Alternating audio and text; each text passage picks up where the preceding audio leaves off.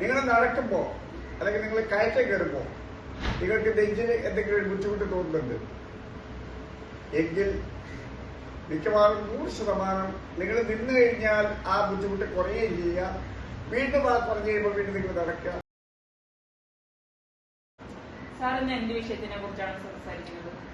നമ്മൾ കഴിഞ്ഞ 2 എപ്പിസോഡിലും എങ്ങനെയാണ് ബ്ലോക്ക് ഉണ്ടാകുന്നത്, അതിന്റെ കാരണങ്ങൾ എന്തൊക്കെയാണ്, അതിന്റെ ലക്ഷണങ്ങൾ എന്തൊക്കെയാണെന്നുള്ളതാണ് നമ്മൾ ഡിസ്കസ് ചെയ്തത് 2 എപ്പിസോഡില്. ഇന്ന് നമ്മൾ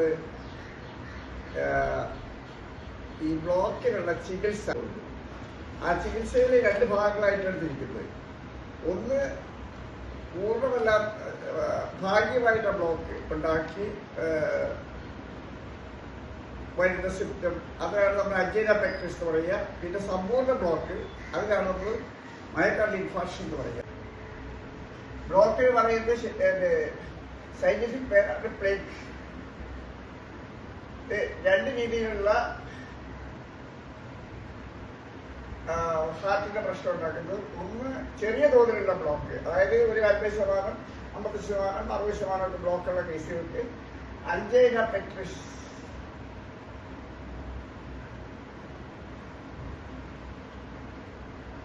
മറ്റൊരു സമ്പൂർണമായ ബ്ലോക്ക് വരുമ്പോൾ അതിന് myocardial infarction, heart attack. Myocardial ഇൻഫാർക്ഷന്റെ ഷോർട്ട് ഫോമാണ് MI. ഇതിൽ നമ്മൾ ഇന്ന് അഞ്ചൈന പെക്ടറിസിന്റെ ചികിത്സയാണ് നമ്മൾ പറയുക. അടുത്ത എപ്പിസോഡിൽ മയോകാർഡിയൽ ഇൻഫാർക്ഷന്റെ ചികിത്സ പറയും. നിങ്ങൾ നടക്കുമ്പോൾ അല്ലെങ്കിൽ നിങ്ങൾ കയറ്റം കയറുമ്പോൾ നിങ്ങൾക്ക് നെഞ്ചിന് എന്തെങ്കിലും ഒരു ബുദ്ധിമുട്ട് തോന്നുന്നുണ്ട് എങ്കിൽ മിക്കവാറും 100% നിങ്ങൾ നിന്ന് കഴിഞ്ഞാൽ ആ ബുദ്ധിമുട്ട് കുറയുകയും ചെയ്യുക. വീണ്ടും ആ പറഞ്ഞു കഴിയുമ്പോൾ വീണ്ടും നിങ്ങൾ നടക്കുക. പിന്നെ വീണ്ടും നിങ്ങൾക്ക് കുറച്ച് നടക്കുക അല്ലെങ്കിൽ കയറ്റം കയറി ചെയ്യുമ്പോൾ വീണ്ടും ഈ പ്രശ്നം ഉണ്ടാവുക. വീണ്ടും നിങ്ങൾ നിൽക്കുക. ഇങ്ങനെ ഒരു സാഹചര്യം നിങ്ങൾക്കുണ്ടായാൽ മിക്കവാറും 100% അത് ഹാർട്ടിൽ വന്നിട്ടുള്ള ഭാഗ്യമായ ബ്ലോക്ക് മൂലം ഉണ്ടായിട്ടുള്ളതാണെന്ന് മനസ്സിലാക്കാം. അതിനാണ് നമ്മൾ ഭാഗ്യമായ ബ്ലോക്കിനാണ് നമ്മൾ അഞ്ചൈന പെക്ടറിസ് എന്ന് പറയുക. ഈ അഞ്ചൈന പെക്ടറിസിന്റെ സാധാരണഗതിയിൽ മെഡിക്കൽ ട്രീറ്റ്മെന്റ് ആണ് കൊടുക്കുക. മെഡിക്കൽ ട്രീറ്റ്മെന്റ് ഫലിക്കാതെ വരുന്ന അവസരങ്ങളിലാണ് നമ്മളിതിന് ഒരു ഇൻവേസീവ് ട്രീറ്റ്മെന്റ്, അതായത് ആൻജിയോപ്ലാസ്റ്റി അല്ലെങ്കിൽ ബൈപ്പാസ് സർജറിയിലേക്കൊക്കെ പോകുന്നത്. അപ്പോൾ മെഡിക്കൽ ട്രീറ്റ്മെന്റ് കൊടുക്കുമ്പോൾ ആദ്യമായിട്ട് ഇതിലേക്ക് നയിച്ച എന്തെങ്കിലും കാരണങ്ങളുണ്ടോ എന്നുള്ളത് നമ്മൾ ആദ്യം നോക്കണം. പല കാരണങ്ങൾ കൊണ്ടും ഈ ഹാർട്ടിൽ ഇതുപോലെ ബ്ലോക്ക് വരാം. അപ്പോ അതൊരു കോൺട്രിബ്യൂട്ടറി ഫാക്ടേഴ്സ്. അപ്പൊ അങ്ങനെയുള്ള എന്തെങ്കിലും കാരണങ്ങളുണ്ടോ എന്ന് നോക്കണം. പ്രധാനമായിട്ട് ഡയബറ്റീസ്, രണ്ടാമത് പ്രഷർ, ഹൈപ്പർ ടെൻഷൻ, മൂന്നാമത് കൊളസ്ട്രോൾ കൂടുന്ന അവസ്ഥ, നാലാമത് പൊണ്ണത്തനം, അഞ്ചാമത് വ്യായാമമില്ലാത്ത ജീവിതചര്യ, ആറാമത് സ്മോക്കിംഗ്, ഏഴാമത് തോന്നിയ പോലെയുള്ള ഭക്ഷണം കഴിച്ച് ശരീരത്തിന്റെ ഈ ബ്ലോക്കിലേക്ക് നയിക്കുന്ന രീതിയിലുള്ള ആ കൊഴുപ്പുകൾ കൂടുതൽ അടിയാതെ വരുന്ന സാഹചര്യം. ഇങ്ങനെയൊക്കെയുള്ള കാരണങ്ങളുണ്ടോ. പിന്നെ രക്തക്കുറവ്, അനീമിയ, അല്ലെന്നുണ്ടെങ്കിൽ ഇൻഫെക്ഷൻസ്, അല്ലെങ്കിൽ ഏതെങ്കിലും അണുബാധകൾ, അല്ലെങ്കിൽ പനി, ഇങ്ങനെയുള്ള സാഹചര്യങ്ങളിലൊക്കെ ഈ അഞ്ചൈന പെക്ടറിസ് ഉണ്ടാവും. അപ്പൊ ഇങ്ങനെയുള്ള കാരണങ്ങളുണ്ടെങ്കിൽ ആ കാരണങ്ങൾ കൂടെ ആദ്യം ട്രീറ്റ് ചെയ്യണം. ഇപ്പൊ ഡയബറ്റീസ് ഫുഡായിട്ട് കണ്ടോളൂ, പ്രഷർ ഉണ്ടെങ്കിൽ പ്രഷർ ഫുഡായിട്ട് കണ്ടിട്ടില്ല. നിങ്ങൾ കൊണ്ടുത്തരിയാതെ കൊണ്ടുവരണം, കുറയ്ക്കാതെ വേണം. നിങ്ങൾ ഹൈ ഡെൻസിറ്റുള്ള വെയിറ്റിലേക്ക് കൊണ്ടുവരണം. സ്മോക്കിംഗ് ഉണ്ടെങ്കിൽ കംപ്ലീറ്റ് നിർത്തണം. സ്മോക്കിംഗ്, ഒരു ഡയബറ്റിക് ആയിട്ടുള്ള ഒരാൾ സ്മോക്കിംഗ് കൂടി ഉണ്ടെങ്കിൽ മിക്കവാറും 100% അവർക്ക് കൊറോണറി ആർട്ടറി ഡിസീസ്, അതായത് നമ്മൾ നേരത്തെ പറഞ്ഞത് കൊറോണറി ആർട്ടറി ഡിസീസ്, CAD, ഇതിനെല്ലാം നമ്മുടെ തലയുടെ പേരാണ് കൊറോണറി ആർട്ടറി ഡിസീസ്, CAD. അപ്പോ ഒരാൾക്ക് ഡയബറ്റീസ് ഉള്ള ഒരാള് പൊതുവലിയും കൂടി ഉണ്ടെങ്കിൽ മിക്കവാറും 100% അവർക്ക് ബ്ലോക്ക് ഉണ്ടാവുന്നതായിട്ട് ഉറപ്പാണ്. അപ്പൊ ഈ കോൺട്രിബ്യൂട്ടറി ഫാക്ടേഴ്സ് നമ്മൾ ആദ്യം കൺട്രോൾ ചെയ്യണം. കോൺട്രിബ്യൂട്ടറി ഫാക്ടേഴ്സ് കൺട്രോൾ ചെയ്തിട്ടാണ് പിന്നെ മെഡിസിനിലേക്ക് പോകുക. മെഡിസിനിലേക്ക് പോകുമ്പോൾ ആദ്യത്തെ നമ്മൾ സാധാരണ കൊടുക്കുന്നത് ഇപ്പൊ നമ്മൾ നടക്കുമ്പോൾ ഇങ്ങനെയുള്ള പ്രശ്നം ഉണ്ടായി അല്ലെങ്കിൽ കാറ്റൊക്കെ പ്രശ്നം ഉണ്ടാകുമ്പോൾ ഒരു നാക്കിനടിയിലുണ്ടാകുന്ന ഒരു ഗുളികയുണ്ട്, നൈട്രോഗ്ലിസറിൻ എന്ന് പറയും.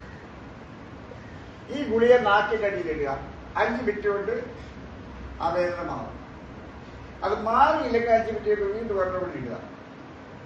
അപ്പൊ അത് മാറണം. ഇത് മാറിയില്ലെങ്കിൽ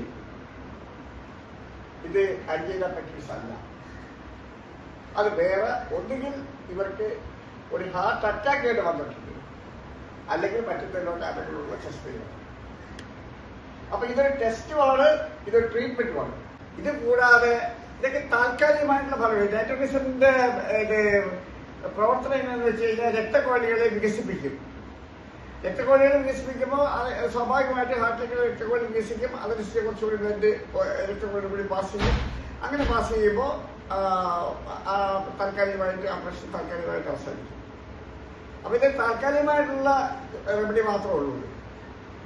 പിന്നെ സ്ഥിരമായിട്ടുള്ള വേറെ മരുന്നുകളായിട്ടുള്ള ഇത് നമ്മൾ കഴിക്കുന്നത് ഒന്ന് ബീറ്റ ബ്ലോക്കേഴ്സ് എന്ന് പറയും. ഇത് സ്ഥിരമായി മിക്കവാറും എല്ലാ അഞ്ജന പെക്ടിസ് ഉള്ള പേഷ്യൻസും കഴിക്കേണ്ട മരുന്നാണ് beta blockers.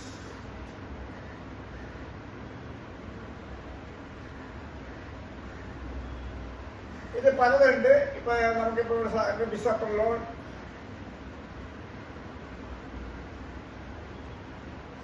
എറ്റപ്രലോൾ,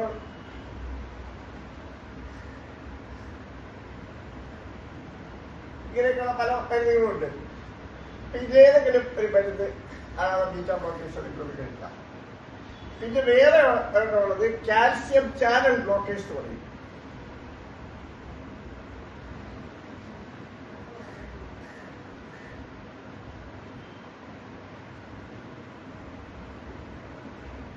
calcium channel blockers ഇതിൽപ്പെട്ട മരുന്ന് മിക്കവാറും എല്ലാവർക്കും അറിയാവുന്ന മരുന്നാണ് ആംലോഡിപ്പിൻ. ഹാർട്ടുമായിട്ട് ബന്ധപ്പെട്ട എന്തെങ്കിലും ചികിത്സ ചെയ്തിട്ടുള്ള ഈ മരുന്ന് അറിയാതിരിക്കില്ല, ആംലോഡിപ്പിൻ. പിന്നെ വേറെ ഫെനോഡിപ്പിൻ, അങ്ങനെ പല ഇതുണ്ട്. ഈ ആംലോഡിപ്പിനുള്ള ഒരു പ്രത്യേകത എന്ന് വെച്ചാല് ഇത് 2.5 5 മില്ലിഗ്രാമിന്റെ 2 തരം ഗുളികയുണ്ട്. സാധാരണ ഉണ്ട്.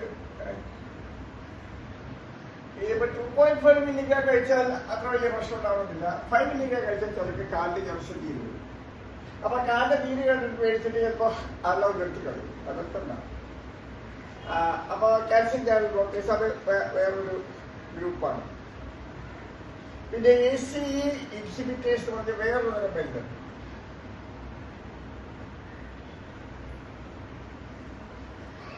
ഇതും ഇതിന് കൊടുക്കാം. ACE ഇൻഹിബിറ്റേഴ്സ് അത് കുറെ മരുന്നുകളുണ്ട്. അതിന് കൊടുത്തിട്ട് എനലാപ്രിൽ, ലിസിലോപ്രിൽ, റാംപ്രിൽ, കാപ്റ്റോപ്രിൽ. ഇത് പ്രശ്നങ്ങൾ കൊടുക്കുന്ന മരുന്നാണ്. അപ്പൊ ഇതും സാധാരണ രീതിയിൽ ഇതിന് കൊടുക്കാവുന്ന ഒരു മരുന്നാണ്. അപ്പൊ ഒന്ന് നൈട്രോഗ്ലിസറിൻ അല്ലെങ്കിൽ നമ്മുടെ നൈട്രേറ്റ് സ്റ്റോറി. ഈ നൈട്രോഗ്ലിസറിൻ കഴിക്കുമ്പോൾ വേറെ കാര്യം ഓർക്കേണ്ടത് വെച്ചാൽ ഈ ലൈംഗിക ശേഷി കുറവിന് കഴിക്കുന്ന ഒരു മരുന്നുണ്ട്, സിൽഡനാഫിൽ. സിൽഡനാഫിൽ, ടാഡാലഫിൽ.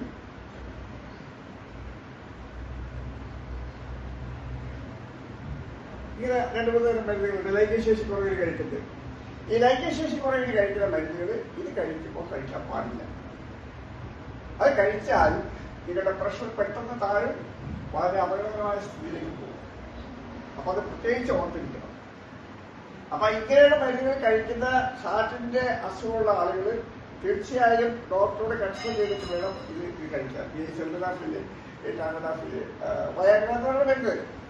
ഇത് ആദ്യം ഉണ്ടാക്കിയതിന്റെ പേര് വയാഗ്ര എന്നായിരുന്നു, വയാഗ്ര. അപ്പൊ അത് വളരെ ശ്രദ്ധിക്കണം, അല്ലെങ്കിൽ അപകടത്തിലേക്ക് പോകും. പിന്നെ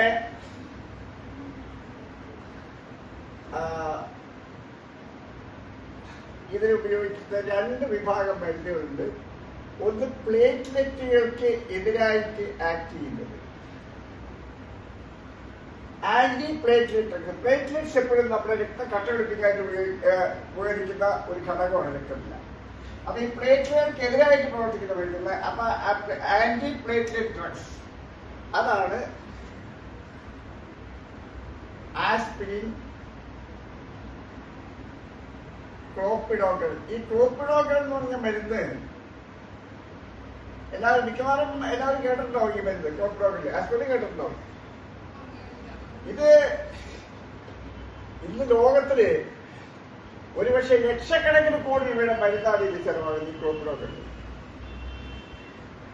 ഇത് ഈ ഹാർട്ടിന്റെ പ്രശ്നത്തിനും അതുപോലെ തലച്ചോറിന്റെ രക്തം കണ്ടുപിടിച്ചാലും ഇത് എവിടെ രക്തം കണ്ടുപിടിച്ചാലും ഈ കണ്ടുപിടിക്കുന്നതിനായിട്ട് ഈ മരുന്ന് കൊടുക്കണം. ക്ലോപ്പിഡോഗ്രൽ ലക്ഷക്കണക്കിന് കോടി രൂപയുടെ മരുന്നാണ് ലോകത്തിൽ ഇത് ചെലവാകുന്നത്. ക്ലോപ്പിഡോഗ്രൽ ഈ ഒറ്റ മരുന്ന്. ഇതൊക്കെ ഈ ഹാർട്ടിന്റെ അസുഖമുള്ള ആളുകൾക്കൊക്കെ ഇത് അറിയാമായിരിക്കും. അല്ലെങ്കിൽ തലച്ചോറിന്റെ രക്തം കണ്ടുപിടിച്ച് സ്ട്രോക്ക് വന്നുള്ള ആളൊക്കെ ഇത് കഴിക്കുന്ന മരുന്നാണ് ക്ലോപ്പിഡോഗ്രൽ, ആസ്പിരിൻ. പിന്നെ ഉള്ളത് ഫാറ്റ് കുറയ്ക്കുന്നത് ലൈപ്പിഡ് ലോവറിംഗ് ഡ്രഗ്സ്.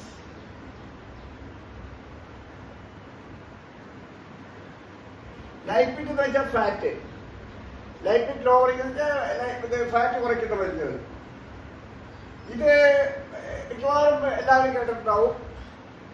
സ്റ്റാറ്റിൻ എന്ന് പറഞ്ഞ ഒരു വിഭാഗം മരുന്നുണ്ട്. അറ്റോസ്റ്റാറ്റിന്റെ പകുതി മതി റോസോസ്റ്റാറ്റിൻ. അറ്റോസ്റ്റാറ്റിൻ 40 20 കഴിച്ചാൽ അതായത് സ്ട്രക്ചറിന്റെ വ്യത്യാസം. അറ്റോസ്റ്റാറ്റിൻ, റോസോസ്റ്റാറ്റിൻ, ഇത് 2 മരുന്നുകൾ മിക്കവാറും കാരണം മിക്കവാറും എല്ലാ പേഷ്യൻസിനും ഈ ഇത് കൊളസ്ട്രോൾ കുറയ്ക്കാൻ കൊടുക്കും. പിന്നെ അത് കൂടാതെ പുതിയൊരു മരുന്ന് ഇറങ്ങിയിട്ടുണ്ട്, എസറ്റിനിബേ. ഇത് പുതിയൊരു മരുന്നാണ്. ഇത് വെച്ച് കേട്ടോ, ഇപ്പൊ സാധാരണ നമ്മൾ ഉദ്ദേശിക്കുന്നത് കൊളസ്ട്രോൾ ചിലപ്പോ 150, 200, 300, 250 ആ റേഞ്ചിലേക്കൊക്കെ ചിലപ്പോൾ അവർക്ക് പോകും. അപ്പോ ഒരു യങ്സ്റ്റർക്ക്, ചെറുപ്പക്കാരായിട്ടുള്ള ആളുകൾക്ക് ഇതിങ്ങനെ ഒരു കൊറോണറി ആർട്ടറി ഡിസീസിനുള്ള ചാൻസ് ഉള്ള ആളുകളാണെങ്കിൽ ഈ കൊളസ്ട്രോള് 50-ൽ താഴെ നിർത്തണം. പ്രായമായ ആളുകളാണെങ്കിൽ കൊളസ്ട്രോൾ 60-ൽ താഴെ നിർത്തണം. അപ്പൊ ചിലപ്പോൾ ഈ അറ്റോസ്റ്റാറ്റിനോ റോസോസ്റ്റാറ്റിനോ മാത്രം കഴിച്ചാല് അത് അങ്ങനെ വരണമെന്നില്ല. അപ്പൊ നമ്മൾ ഇതിന് കൂടുതൽ എസറ്റിനിബേ എന്ന് പറഞ്ഞ ഈ മരുന്ന് കൂടി കൂട്ടിച്ചേർത്ത് കൊടുക്കും. അപ്പൊ ഇത് ഈ ലെവലിലേക്ക് താഴെ വരും. അല്ലാതെ ഇത് വെറുതെ ഇത് കൊളസ്ട്രോളിന് മരുന്ന് കഴിച്ച് കാര്യമൊന്നുമില്ല. ഈ LDL, ഇതാണ് LDL ആണ് ഞാൻ ഉദ്ദേശിച്ചത് കേട്ടാ. കൊളസ്ട്രോളിന്റെ പല ഘടകങ്ങളുണ്ട്, അത് നേരത്തെ പറഞ്ഞിട്ടുള്ളതാണ്. ഇനി അത് പിന്നീട് ഒരു പ്രാവശ്യം പറയാം. LDL കൊളസ്ട്രോളിന്റെ ഒരു ഘടകമാണ് LDL. ആ LDL 50-ൽ താഴെ നിർത്തണം ചെറുപ്പക്കാരിൽ, പ്രായമായാൽ 60-ൽ താഴെ നിർത്തണം. അതിന് ചിലപ്പോൾ ഇതിന് കൂടുതൽ എസറ്റിനിബേ തോന്നും. പിന്നെ പുതിയൊരു മരുന്ന് ഇറങ്ങിയിട്ടുണ്ട്, ഇംഗ്ലീഷ് ഇഞ്ചക്ഷനാണ്.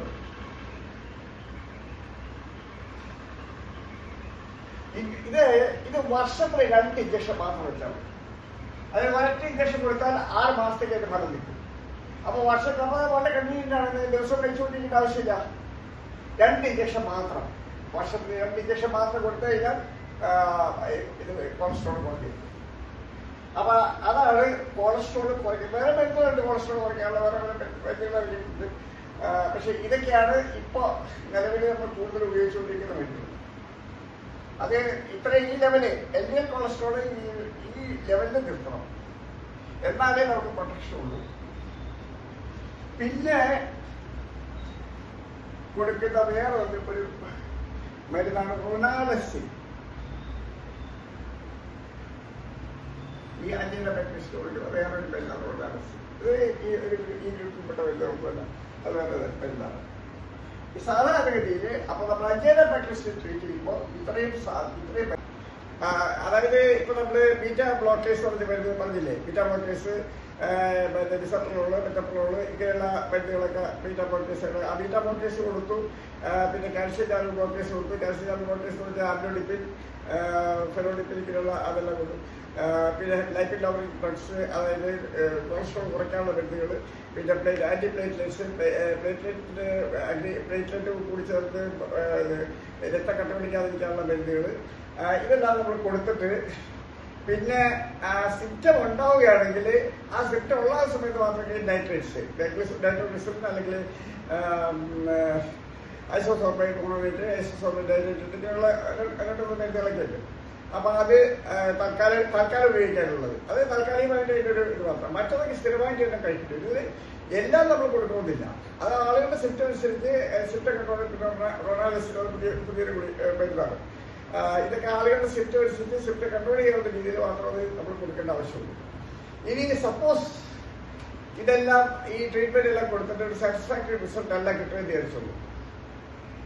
അങ്ങനെ വരുമ്പോൾ പിന്നെ നമുക്ക് അടുത്ത ഇത് ആൻജിയോപ്ലാസ്റ്റിയിലേക്ക് ബൈപ്പാസിലേക്ക് പോകേണ്ടി വരും. അപ്പോ അങ്ങനെ ഇത് മെഡിക്കൽ ട്രീറ്റ്മെന്റ് സാധാരണ ഇതിലിപ്പോ ആൻജിയോ ടെക്നീഷ്യൻ നമ്മൾ മെഡിക്കൽ ട്രീറ്റ്മെന്റ് കൊടുത്താലും ആൻജിയോപ്ലാസ്റ്റി അല്ലെങ്കിൽ ബൈപ്പാസ് ചെയ്താലും ഈ ഫൈനൽ റിസൾട്ട് ഇത് വലിയ വ്യത്യാസം വരില്ല. പക്ഷെ സിംറ്റംസ് ഇമ്പ്രൂവ് ചെയ്യും. അതേപോലത്തേക്ക് ചെസ്റ്റ് ഡിസ്കംഫർട്ട് ഉണ്ട്. ആ ചെസ്റ്റ് ഡിസ്കംഫർട്ട് മാറിക്കിട്ടും. ഫൈനൽ റിസൾട്ട് ഇപ്പൊ നിങ്ങളുടെ ലൈഫ് എക്സ്പെക്ടൻസി ഇത്ര കൊല്ലണം, അല്ലെങ്കിൽ നിങ്ങൾക്കിപ്പോ ഒരു അറ്റാക്ക് വരാനുള്ള ചാൻസ് ഇത്ര വർഷം അതിനൊന്നും വലിയ കാര്യമായിട്ടുള്ള മാറ്റങ്ങളൊന്നും ഉണ്ടാവില്ല നമ്മളിപ്പോ ആൻജിയോപ്ലാസ്റ്റി ഇതൊക്കെ ചെയ്താലും. പക്ഷേ നിങ്ങളുടെ സിംറ്റംസ് മാറും. നിങ്ങൾ ചെസ്റ്റ് പെയിനോ നിങ്ങൾക്ക് നടക്കുള്ള ബുദ്ധിമുട്ടാണ്, കാറ്റ് കയറുമ്പോഴുള്ള ബുദ്ധിമുട്ടാകും ആൻജിയോപ്ലാസ്റ്റി ചെയ്താലും അല്ലെങ്കിൽ ബൈപ്പാസ് ചെയ്യേണ്ടത്. ബൈപ്പാസ് ചെയ്യാതെ ചെയ്യുന്ന എക്സ്റ്റൻസീവ് ആയിട്ടുള്ള പ്രോബ്ലം ഉണ്ടെങ്കിൽ അല്ലെങ്കിൽ മൾട്ടിപ്പിൾ വെസൽസ് അതുപോലെ 2-3 അല്ലെങ്കിൽ അതിൽ കൂടുതലൊക്കെ ആയിട്ടുള്ള രക്തക്കൊള്ളികളിൽ അത് ബ്ലോക്ക് വന്നിട്ടുണ്ടെങ്കിൽ ഇപ്പൊ നമ്മളിപ്പോ 2-3 ഒക്കെ ബ്ലോക്ക് ഉണ്ടെങ്കിലും നമ്മൾ ആൻജിയോപ്ലാസ്റ്റി ചെയ്യാറുണ്ട്, സാധിക്കുന്നുണ്ട്. ഇപ്പൊ ആൻജിയോപ്ലാസ്റ്റി ചെയ്യാറുണ്ട്. ചിലപ്പോൾ 1-2 സിറ്റിക്ക് വേണ്ടി വരുന്നത് മാത്രം. പക്ഷെ അതൊന്നും ഒന്നും പറ്റാത്ത കേസുകൾക്കാണ് നമ്മൾ ബൈപ്പാസ് സർജറിക്ക് പോകുക. അപ്പൊ അത് ലാസ്റ്റ് റിസോർട്ടായിട്ട് മാത്രമേ ഈ ആൻജിയോപെക്ടറിസ് നമുക്ക് എടുക്കാൻ പറ്റുള്ളൂ.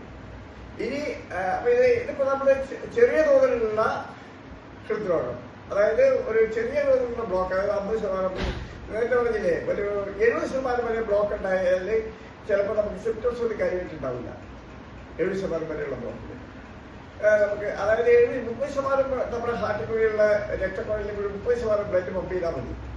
നമുക്ക് സിംറ്റംസ് ഹാർട്ടിന് ആവശ്യമുള്ള ബ്ലഡ് കിട്ടും. പക്ഷെ അതിൽ കൂടുതൽ ബ്ലോക്ക് വരുമ്പോഴാണ് ഈ സിംറ്റംസ്. ചിലപ്പോൾ ചില ആളുകളിൽ കുറച്ച് ബ്ലോക്കിലും ഈ സിംറ്റംസ് കുറച്ച് വരാം. അപ്പൊ അങ്ങനെ ഈ സിംറ്റംസ് വരുന്ന കേസുകളിലാണ് നമ്മൾക്ക് ആൻജിയോപെക്ടറിസ് ആയിട്ട് പറയുക, ആൻജിയോപെക്ടറിസ് ട്രീറ്റ്മെന്റ് കൊടുക്കുകയും ചെയ്യാം. അപ്പോ ആൻജിയോപെക്ടറിസിന് ട്രീറ്റ്മെന്റ് കൊടുത്തിട്ട് ഫലിക്കാതെ വരുന്ന കേസുകൾക്ക് നമ്മൾ ആൻജിയോപ്ലാസ്റ്റിയിലേക്കോ അല്ലെങ്കിൽ ബൈപ്പാസിലേക്കോ നമ്മൾ പോകും. ഇനി അടുത്ത സെഷനിൽ നമ്മൾ ഡിസ്കസ് ചെയ്യാൻ പോകുന്നത് ഫ്രാങ്ക് ബ്ലോക്ക്, അതായത് ഫുള്ളായിട്ട് വന്ന ബ്ലോക്ക് മൂലമുണ്ടാവുന്ന സിറ്റുവേഷൻ, അതിനാണ് നമ്മൾ ഹാർട്ട് അറ്റാക്ക് അല്ലെങ്കിൽ മയോകാർഡിയൽ ഇൻഫാർക്ഷൻ എന്ന് പറയാം. അപ്പൊ ഒരു മയോകാർഡിയൽ ഇൻഫാർക്ഷൻ വന്നാൽ നമ്മൾ ഏത് രീതിയിലാണ് കൈകാര്യം ചെയ്യേണ്ടത് എന്നുള്ളതിനെ പറ്റി